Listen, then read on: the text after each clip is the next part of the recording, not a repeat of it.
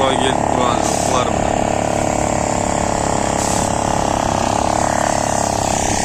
Яқта қыстақ бар екен. Ақтөбе қаласындағы ауылдық жер. Сояқта су бар екен. Жылқылар жақсы екен, семіз екен.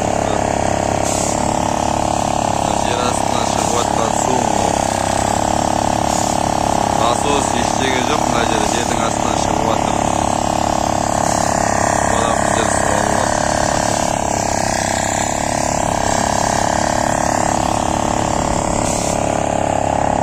Суға кетіп тұр. Бір ерік, екі ерік, үш ерік, төрт ерік. Ар жақта тағы да жүр, осы жерде бір жоқ дегенде 5-6 ер жүр. Бағуға, мал бағуға керім екен мына жер. Мынадан шығады да су. Бұлай жайылады, қамыс анау жерге дейін барады екен. Қазы, үйрек, сиыр, қой, ешкі, 4 түлік мал бағуға да болады. Қой мен қаз бен үйрек бағуға керім екен. Жайылымдары да бар, ар жақтарда шөп.